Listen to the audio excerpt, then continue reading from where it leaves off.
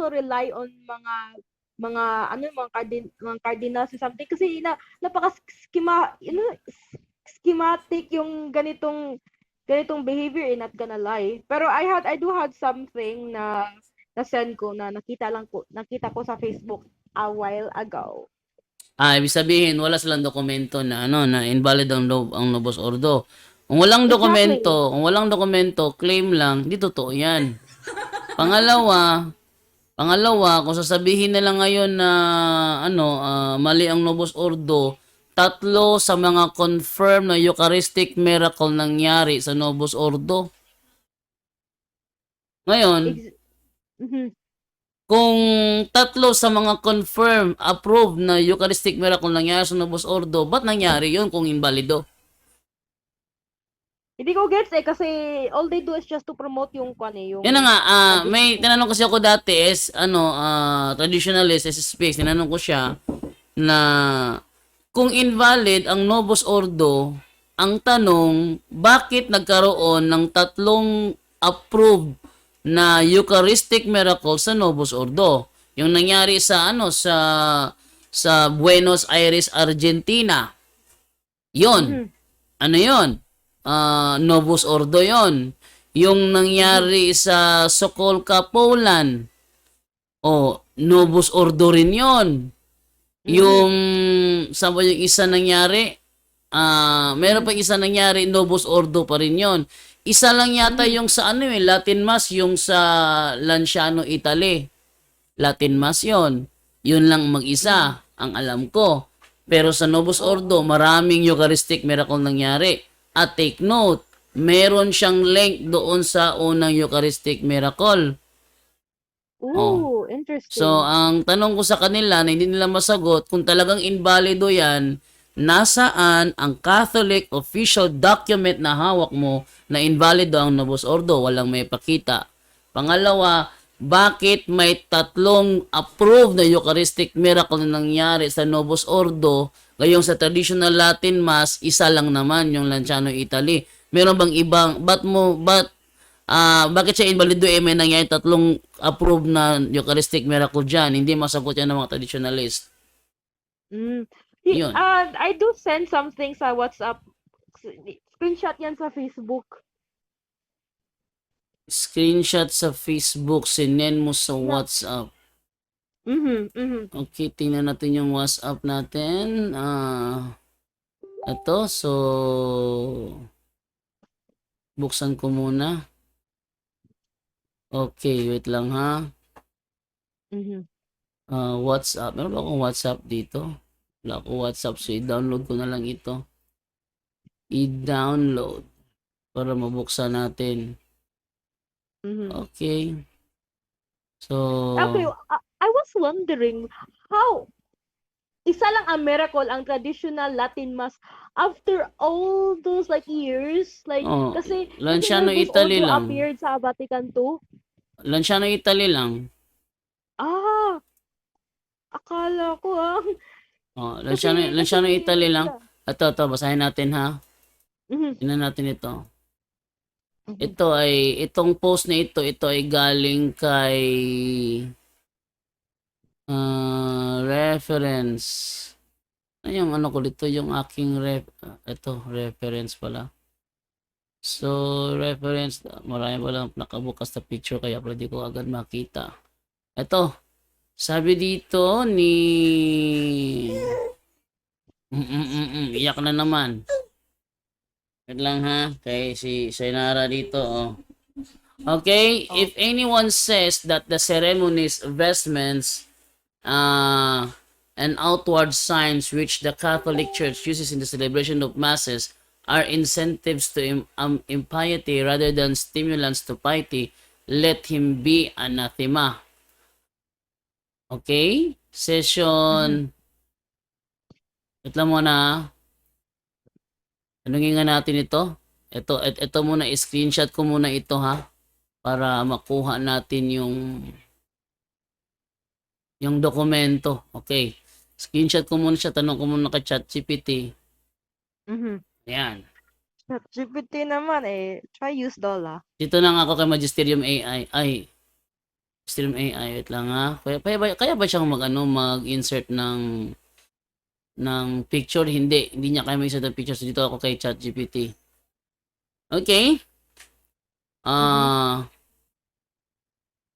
Sa nakalagay ba dito bawal at invalido ang Novus Ordo? I-add ko yung picture, yung screenshot na picture para Out of context siya dyan kasi 1545 hindi pa naman dyan aplikado sa Novus Ordo kasi hindi pa naman nag-uumpisa dyan ang Second Vatican. So yung kinukuha niya na ano ba dyan doon, kinukuha niya na panahon, Vatican 1 pa lang.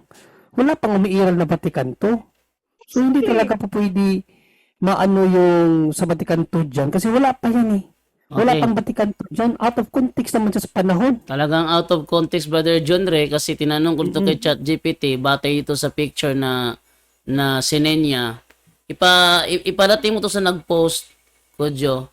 Sabi ganito, if anyone says that the ceremonies, vestments, and outward signs which the Catholic Church uses in the celebration of masses are incentives to impiety rather than stimulants to piety, let him be anathema. Oh, sa nakalagay ba dito? Hello, ayan.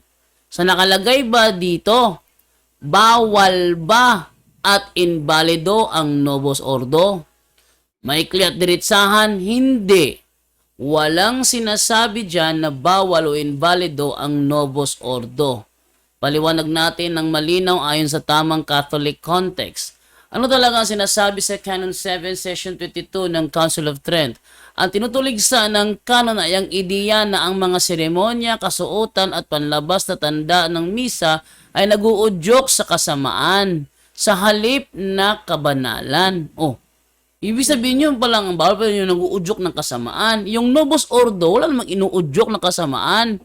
Ibig sabihin, ipinagtatanggol ng trend na ang mga ritual at seremonya ng misa ay mabuti at nakakatulong sa pananampalataya. Hindi nito sinasabi na iisa lang ang formang liturhikal na pinapayagan magpakailanman.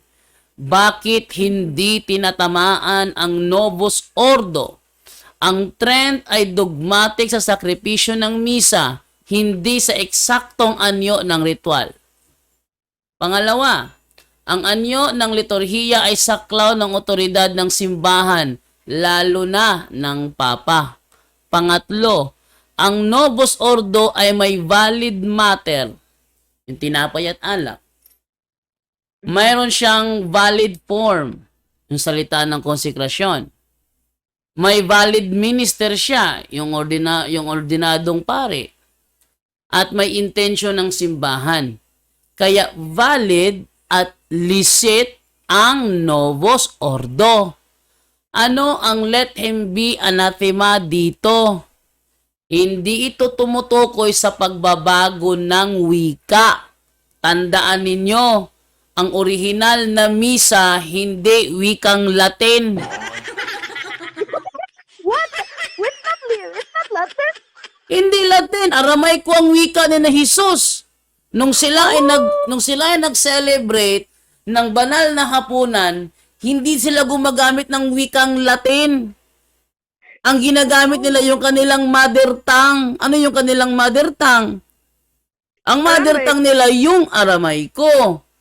Hindi Latin. Oh, so hindi issue ang pagbabago ng wika. Next, pagbabago ng hindi ito tumutukoy sa pagbabago ng ayos ng ritual. Hindi. O, bagong formang liturhikal, kundi sa paniniwala na masama o laban sa kabanalan ang mga seremonya ng misa. Kung yon ang paniniwala ng isang tao, yan ang kinokondena ng trend. Sabihin, kung yan ang paniniwala ng mga traditionalist na yan, ang let him be anathema dyan, yung pagbabago ng wika, pagbabago ng ayos ng ritual, o bagong formang liturhikal, kung yan ang paniniwala nila ng mga traditionalist sa let him be anathema, ibig sabihin, yan ang kinokondena ng Trento. Yan ang kinokondena ng Trento. Buod, hindi sinasabi ng Trent na bawal ang Novus Ordo. Hindi nito dinideklarang invalido ang Novus Ordo. Pinagtitibay ng Trento na ang misa kasama ang mga ritual nito ay banal. May kapangyarihan ang simbahan na mag-ayos ng liturhiya sa iba't ibang panahon. Kaya mga traditionalist, magsitahimik na kayo. Ano bang purpose ng Novus Ordo? Let me ask.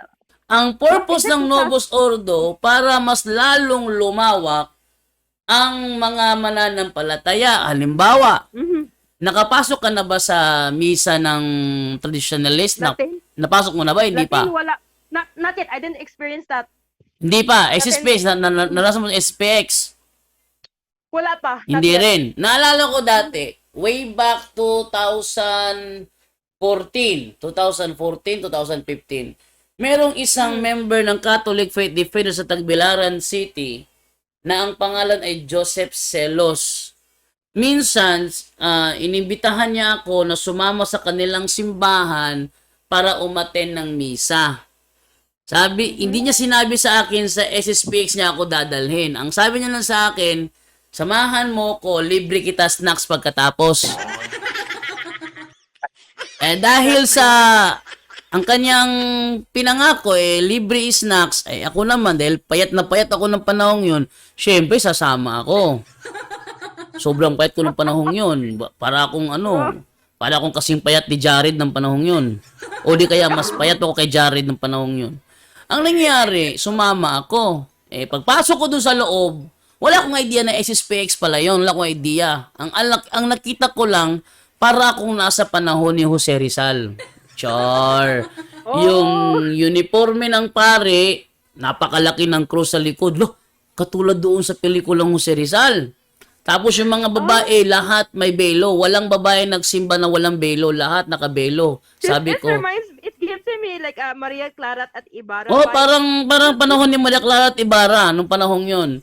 So, kaso, dahil may dala-dala akong cellphone, naghanap ako kung saan yung malapit ang outlet. At ang malapit na outlet, nandito, wait lang update nyo ako pag nandiyan na si Father Darwin, ha? Ayan natin, ha? Yeah. Update nyo ako pag nandiyan na si Father Darwin. Okay. Ngayon, ang nangyari, dito sa, sa bandang kanan, may outlet. Sabi ko kay Joseph Celos, ito lang muna ako, bro, kasi may outlet, makapag-charge ako cellphone. Doon ka na lang, bro, doon ka na lang. Nauna si Joseph Celos. Ngayon, pagdating ng misa, kantahan na yung wala ko idea ng SSPX yun, kantahan na sila. Yung mga choir, may lyrics na dala-dala. Kasi Latin yung kinakantay, Latin. May lyrics na dala-dala. Tapos, tinignan ko si Joseph Celos, yung kanyang bibig, kumikibot-kibot, di naman tugma sa kinakanta. Yung kanyang bibig, kumikibot-kibot, di naman tugma sa kinakanta, kaya inobserbahan ko lang siya. Pero sa homily, Tagalog, kasi Tagalog yung yung pare. Natapos yung misa, ganun pa rin. Paglabas namin, sinabi ko sa kanya, bro Joseph, paliwanag mo nga sa akin yung nangyari sa misa kanina. Wala akong naintindihan Sabi sa akin ni Joseph Celos, huwag ka na magtanong dyan. Pati yung magtatanong, hindi ko naintindihan. Sabi niyo, ano yung sinasabi dun sa kanta? Ano yung pasimula? Ang dami may kinanta, hindi ko maintindihan Ang naintindihan ko lang yung humili. Paliwanag mo nga sa akin, ikaw yung nag-imbita sa akin. Sabi niya, huwag ka nang tanong dyan. Kumain ka na lang. Kung hindi pwede yan, wala akong naintindihan. Ano yung paintindi mo sa akin? Hindi ko alam si SPX pala pinadalhan niya sa akin. Ano bang klaseng misa yun? Sabi niya, SPX yun? SPX? Ano yung SPX? Wala ko alam sa SPX. Ano yung SPX? Siya, ito yung original na na wika sa pagsimba. Original na wika. Di paliwanag mo sa akin, wala ako naintindihan. Sabi naman niya, huwag ka na nga magtanong. Tanong po tayo po tanong eh. Sabi ko, ibig mo bang sabihin hindi mo rin naintindihan yung minisa kanina? Yung ba ibig sabihin hindi mo rin naintindihan? Ako naintindihan ko yung humili. Tagalog eh. Ikaw naintindihan mo yung humili. Hindi rin makasagot.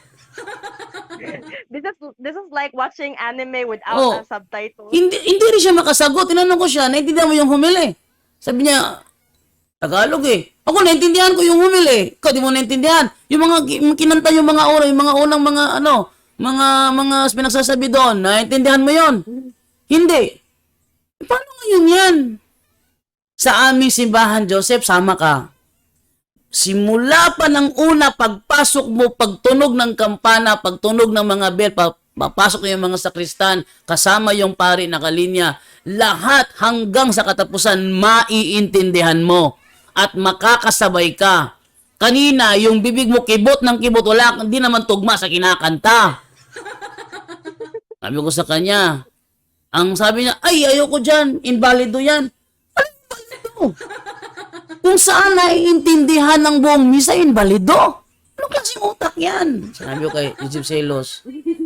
Kaya simula noon, hindi na ako sumama sa kanya pag magsimba na siya. Sabi niya, Jando, next week, Jando, sama ulit tayo. Mahimik ka, wala, di mo kaya paliwanag yung misa. Sabi ko sa kanya, anong silbi? Tinanong kita anong mga pinagsasabi. Hindi ko maintindihan, Latin eh. Paliwanag mo sa akin, ikaw nag-imbita sa akin. Hindi rin niya may paliwanag. Paano ngayon yan? Buong misa, hindi mo, pati pa naman humili, hindi mo maintindihan yung humili. Eh, humili Tagalog. Yung maintindihan. Yung mga nasasabi, Latin, hindi mo rin maintindihan. So, anong maintindihan mo sa misa noong nakaraang linggo? Hindi nakasagot Joseph Celos. Oh. So, inibig ko, that's the point. May mga pagkakataon na nakakabangayan ko yung mga kapwa ko sa FD sa Tagbilaran eh, kasi imbitahan nyo yung mga kaibigan nyo na umatin ng Latin Mass. Sabi ko, bro, meron kaming misa dito, bro, na namin kailangan pumunta doon sa Latin Mass. Siguro, pag may Katoliko na napadpad doon, tapos nagsimula na yung misa, pwede silang pumasok. Pero yung nandito kami sa aming simbahan, iimbitahan mo kami dyan sa simbahan na Latin Mass. Dito na lang kami kasi maintindihan namin. Sa iba naman sa akin, mali daw yung yung ginagawa, gaya na lang halimbawa, yung pagtanggap ng ostia gamit yung kamay. Bawal daw yon. Pero tandaan niyo yung mismong simbahan, hindi siya SSPX ha, talagang Catholic Church siya, pero nagkakandak ng Latin Mass, yung mismong simbahang yon sa Tagbilaran, nung dumating ang pandemic, lahat tumanggap sa kamay. O, akala ko ba bawal? O, lahat sila tumanggap sa kamay. Nandoon kami. Si Padre Darwin nagmisa noon eh. Yun ang first time si Padre Darwin nagmisa ng Latin Mass. Sabi ng mga traditionalist, ayan, Padre Darwin, nagising na rin yung ano niya. Nagising na rin siya sa Latin Mass. O, ito lang yung pasimula. Hayaan nyo, dumating yung araw, di na magmimisa ng Novus Ordo yan. Sabi ko naman, ano ba naman to? Pero, yun lang ang misa ni Padre Darwin na Latin, yun lang naman, bukod tangi lang yun. Yung nandoon kami, nakalive ako noon eh. Nandoon kami. Oh. So, ang kanyang instructor ay si Father Joseph Skilton, yung kanyang instructor doon sa ano niya. Kaya yun, sinabi ko kay sa mga traditionalist diyan, huwag masyadong sirado utak. May dalawang form. May ordinary form, may extraordinary form. Ang Latin Mass ang extraordinary form. Kung ang Latin Mass ang extraordinary form, ano ang ordinary form? Oh, 'di ba? At saka meron akong dokumento, both Latin Mass at Novus Ordo are equally valid. Samantalang sila, wala silang may pakita na ang Novus Ordo is invalid. Actually, ito pinakita mo sa akin, unang linya pa lang, bagsak na eh. Oh. Kaya, sabi ni Padre Junre, they're taking it out of context. Ibig sabihin, mali. So, it's kind of outdated, right? Ay, hindi mo sa outdated kasi lumabas yan, wala pa namang Novus Ordo. So, hindi siya tutugma sa Novus Ordo. Mhm. Mm. Pero pero ang question ko kay Brother Junri, bakit yung traditional Latin Mass na suppress na? Is there like an Not answer for not suppress. Si Pope si Pope um Pope Francis ang ibinaba niya na utos restricted, hindi Mm. suppress. Ni-restrict 'yon because nga sa reason na ayaw talaga makipag-isa ng mga SSPX na Oh. Okay. Catholic, no? Mhm. Talagang pilit nilang nilalabanan ang Novus Ordo. Kaya Mm. ginawa ni Pope Francis para mapilitan sila na makipagkaisa, ni-restrict ang Tridentine Latin Mass. Restriction meaning nilimitahan. So ngayon magdidepende na sa obispo ng isang lugar, ng isang diocese kung papayagan ang Tridentine Latin Mass. So hindi na siya open sa lahat ng diocesan, depende na lang sa obispo. Kasi para nga sila mapilitan na talaga makipag-isa. Kasi binigyan na sila ng Sister Kodjo, binigyan na sila ng ng simbahan na para hindi pa rin sila totally mawala sa piling ng simbahan, binigyan sila ng kung sa baga karapatan na makapagdaos pa rin ng mass, no? Through Tridentine. Sila na ang binigyan ng pabor ng simbahan, patuloy pa rin nilang tinitira ang simbahan. So kung ikaw ang Santo Papa, ano gagawin mo sa mga anak mong ganyan, di ba? I think is it like considered to be ma-excommunicated ganun kasi tapos schematic na sila eh. Yes, that is schematic na pamamaraan kasi sa teaching ng simbahan, no, ang lahat na hindi sumasang-ayon sa ibinaba ng pamunuan o ng Santo Papa or ng simbahan, automatic yon excommunicated. Mhm. So yung mga SSPX na yan, akala nila nasa tama pa rin silang way, no? Akala nila na sila ang ginaguide ng Holy Spirit. Para bang kinukorek nila ang simbahan na akala mo naman sila yung ginamit ng Holy Spirit. Na hindi nila namamalayan, dahan-dahan silang nilalaglag ng diablo sa impyerno niya, ng ginagawa nila. Ooh, yeah, that's kind of true. Kasi Kasi kung babalikan mo, Sister Kudjo, ang ng ating Panginoong Jesucristo, ang kaniyang instruction sa simbahan, no? Instruction niya sa simbahan, una, sasamahan niya ang simbahan sa lahat ng panahon. So, there's no such time na nawala ang presensya ng Diyos sa simbahan. That is impossible. Kasi pangako ni Panginoong Jesucristo yan. Ang Panginoong Jesucristo, walang kasinungalingan sa Kanya. Sabi ni St. Peter, 1 Peter 2:22, walang anumang kasinungalingan ang lumabas sa bibig ni Panginoong Jesucristo. Nung pinangakuan niya ang simbahan na siya ay mamalagi sa simbahan hanggang sa huling panahon, totoo yan. So paano sasabihin nila na wala na ang Kristo sa Novus Ordo? Number 1 yan. Number 2, sino ba talaga ang teacher ng simbahan? O, basahin natin si Panginoong Jesucristo pa rin. O, John 14, 16, 17, 26. O, sino ba talaga ang teacher ng simbahan? So, I can memorize that verse though.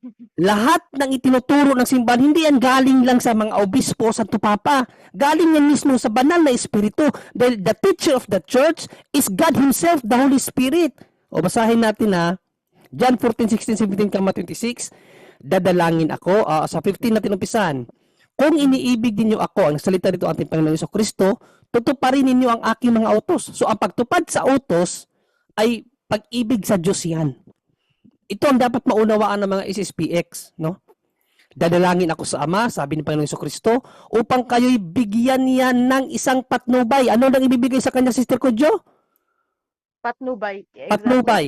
Na magiging kasama ninyo magpakailanman, hindi sa iilang panahon lang. Pag sinabing magpakailanman, forever, hindi. It's forever. It's forever. Okay, 17. Siya ang espiritu ng katotohanan. So ito yung ipapadala ng Ama, ang espiritu ng katotohanan na patnubay ng simbahan forever, na hindi matanggap ng sanlibutan sapagkat siya ay hindi nakikita ni nakikilala ng sanlibutan. Ngunit nakikilala ninyo siya sapagkat siya ay nasa inyo, siya ay mananatili sa inyo. Saan mananatili? Sa Us. simbahan. Mhm. Kasi ang Espiritu Santo pwedeng mawala sa atin, pero sa simbahan hindi. Ang kausap Oo. niya dito simbahan, okay? Sorry. Kailangan context tayo sa context. 26, anong gagawin ng Espiritu Santo na pinangako ni Panginoong Kristo na ipapadala ng Ama upang patnubay? Anong gagawin ng Espiritu Santo? Ngunit ang patnubay, ang Espiritu Santo na isusugo ng Ama sa pangalan ko, ang siyang magtuturo. Anong gawain ng Espiritu Santo sa simbahan, sister? Magtuturo. Yeah. Magtuturo sa inyo ng lahat ng bagay. Lahat ng bagay, ha? Kasali dyan ang lubos ordo. At magpapaalala sa lahat ng sinasabi ko sa inyo. Yan ang gawain ng Espiritu Santo. Tagapagturo ng simbahan, tagagabay ng simbahan, pagpapaalala ng simbahan. Ba't nila sasabihin ngayon na mali ang turo ng lubos ordo? So ibig ba sabihin, lahat ng pangako ni Kristo sa kanyang simbahan, paltos, lahat ng pangako ni Panginoong Kristo sa kanyang simbahan, kasinungalingan, sister? Imposible yun. Bakit ba? Ano bang sinabi ni Apostol Peter? O basahin ang sinabi ni Apostol Peter, ha? 1 Peter 2:22. Di pinapatangan nilang sinungaling ang Panginoong Kristo niyan. Sabi ni Pedro, hindi siya gumawa ng anumang kasalanan o nagsisinungaling kailanman. There's no such lies coming out from the mouth of Christ. Tapos sasabihin nila na ang turo ng simbahan ngayon, kabulastugan na. Ang turo ng simbahan ngayon, kamalian na. Ang una nila pinaratangan na nagkamali si Kristo, sister Kodjo. Mhm. Like, who are they? Yan ang biblical basis na hindi nila pwedeng sabihin mali ang turo ng simbahan ngayon. Dahil una, forever sasama ang Kristo sa simbahan. Forever magpapatnubay, magtuturo ang banal na espiritu sa simbahan, magpapaalala sa simbahan. Yes, exactly. Yan ang gawain ng Diyos. Lahat ng sinasabi ng simbahan, hindi yan galing sa mga obispo o sa Santo Papa lang. Kaakibat nila yan ang Diyos, sister. Mhm. That's true. Yes. Who are they? Like, who are they to like no yun to teach the na mali ang simbahan? Like, who are they?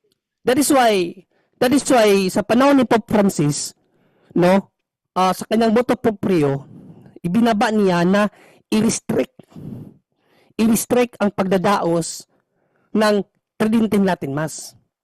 Dahil sa katigasan ng kanilang ulo, binigyan na nga sila ng binigyan na sila ng pabor na magdaos pa rin. No? Kahit na utak protestante na sila, galaw protestante na sila, binigyan pa rin sila ng ng simbahan, ng paraan or ways nila para makapagdaos pa rin sila ng misa. Kasi kahit na labag na sa simbahan ang kanilang mga gawain, kinikilala pa rin na valid ang kanilang misa kasi still a mass. It's a Catholic mass pa rin, but illicit na. Yun kasi ang pinagkaiba doon. No? Valid but illicit. Kung sa baga, illegal na ang kanilang ginagawa. Balido pero illegal. Oh, yan ang language ng simbahan sa misa nila. Kaya para maano sila, Madisiplina? disiplina, ma-awake, ni-restrict sila ni God ng Santo Papa, ng ating simbahan. Ni-restrict sila para no choice na sila. Makiisa sila sa atin. Pero ano ginagawa? Si Sinyo pa, anong sinabi ni Sinyo? RG Sino? Anong sinabi niya? Mag-rosary na lang, wag nang magmisa. What? Yes! Kaya nga grabe ka heretiko ang mga SSPX. Isipin nyo yan. Mag-rosary na lang daw, wag nang magmisa. Yang turo ng simbahan, the highest form of worship is mass. No? Secondary lang yung rosary na yan. Pero John Ray, Secondary lang yan. John Ray, Here? at pag hindi ka nakapagsimba, mortal sin. Impyerno ka. There, Impyerno. Isang linggo na hindi ka nakapagsimba, tapos namatay ka kaagad. Sorry, kasi sa teaching ng simbahan natin, CCC 1035 to 1035 to 10:35 lang, O 10:35. 10:35 lang? No? Immediately, pag namatay ka, sunog ang iyong kaluluwa sa impyerno pag mayroon kang mortal sin. Isipin yan mga ISIS-PX, kung nakikinig kayo ngayon mga ISIS-PX, open your mind, open your heart, open your Boss Andre, obedience. baka Um, feeling niya magisterium siya. Kaya nga, no, tandaan natin ang isa sa principle, no, biblical principle na turo ng Diyos sa Bible, no? Makinig kayo mga ISIS-PX, kung talagang nag-aaral kayo ng Biblia. Biblical principle po ito, lahat ng mga kapatid na nakikinig ngayon. Obedience is better than sacrifice. Turo yan ng Bible. 1 Samuel 15:22, obedience is better than sacrifice. So, your sacrifice is nothing without your obedience. Brother John Ray. Hindi na kayo nag-obey sa church eh. Yes, Andyan, Brother Jando. andyan na Brother Darwin. Nandyan na si Ay, hindi Brother na Darwin. Brother Darwin. We can continue it later though. Yes, yes. Mute na sa ako or I'll ask something for Father Darwin. Pero prioritize ang protestante so I had to mute. Bakit? Aray.